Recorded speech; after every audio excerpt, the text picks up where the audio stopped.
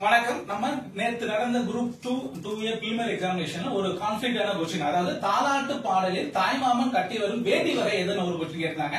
So அந்த क्वेश्चनக்கான ஆன்சருக்கு நம்ம வேதம் வேதம்ல அது என்ன கரெக்ட் ஆன்சர் அப்படிங்கறத நம்மளோட மதுரையில இருந்து அவனி மாடசாமி ஐயா, அதாவது மதுரை இலக்கிய மன்றத்தோட நிறுவனர், அவரோட தலைவர் ஐயா வந்திருக்காங்க. வணக்கம் ஐயா. அந்த क्वेश्चन வந்து இப்ப பாத்தீங்கன்னா தமிழ்நாடு ஃபுல்லா என்ன ஆன்சர் என்ன பண்ணலாம்னு இருக்கு. என்ன क्वेश्चन கேட்டிருக்காங்கன்னா ஐயா, தாலாட்டு பாடலில் தாய்மாமன் கட்டி வரும் வேட்டி வகை எது அப்படின்னு கேட்டிருக்காங்க. அது தமிழ்ல கேட்கல, பொது தமிழ்ல கேட்கல, அவங்க ஜிஎஸ் பார்ட்ல அந்த क्वेश्चन கேட்டிருக்காங்க.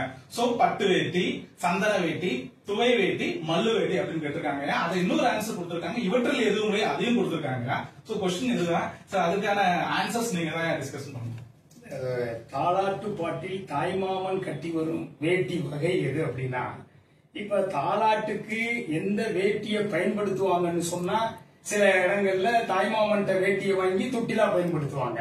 ஆனா கேள்வியே இங்க எப்படி கேட்டிருக்காங்கன்னா, தாய்மாமன் கட்டி வரும் வேட்டி வகை எதுங்கிறாங்க. இப்ப பொதுவா தாலாட்டு பாடலை எடுத்துக்கிட்டா நம்மளுடைய நாட்டுப்புற பாடல்கள்ல வருது.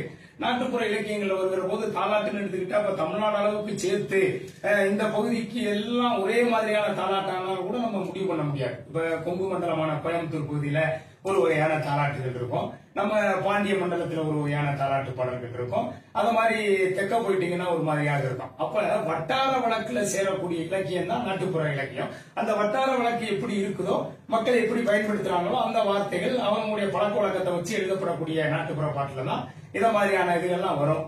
இதுல இந்த கேள்வியை பொறுத்தளவுல தாய்மாமன் கட்டி இருக்கும் வேட்டி வகை எதுங்கிறாங்க. அப்ப தாய்மாமன் ஒரு தாய்மாமன் நல்ல வசதி வாய்ப்பா இருந்தா பட்டு வேட்டி கட்டிட்டு கூட இருக்கலாம், அல்லது மல்லு வேட்டி கட்டிக்கிட்டு இருக்கலாம், அல்லது சந்தன வேட்டிங்கிறது சாமிகளுக்கு படைக்கக்கூடிய சாத்தக்கூடிய வேட்டின்னு சொல்லுவாங்க. இருந்தாலும் கூட சந்தனம் விடையில ஒரு வேட்டியை தாய்மாமன் கட்டுறது தப்பு இல்ல, கட்டிட்டு இருக்கலாம்.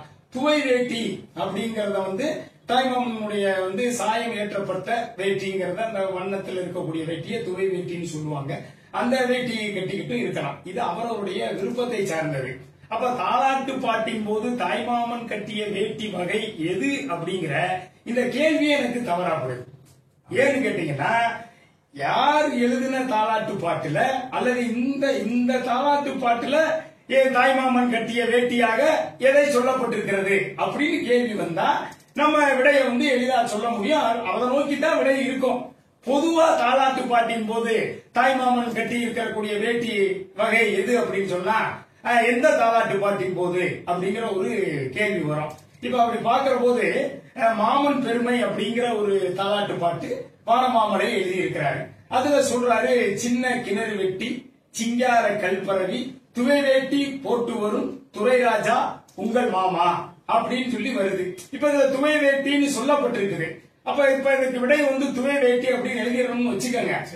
துவை வேட்டிக்கான பாட இருக்கக்கூடிய நாட்டுப்புற பாட்டை தான் இந்த பாடத்துக்கு படிக்கிறவங்களுக்கு சொல்லி கொடுத்திருந்தாலும் கூட கேள்வி என்ன கேட்டிருக்கணும்னா, வானமாமலையினுடைய நாட்டுப்புற பாடலில் தாய்மாமன் தாலாட்டு பாட்டின் போது கட்டி இருந்த வேட்டியின் வகை எது அப்படின்னு கேட்டிருக்கணும்.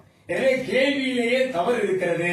எனவே விடையை சொல்லுவதில் மிக மிக ஒரு குழப்பமான சூழலில் இந்த வினாத்தால் எடுக்கப்பட்டிருப்பதா தான் எங்களை போன்றவர்கள் பார்க்கிறோம்.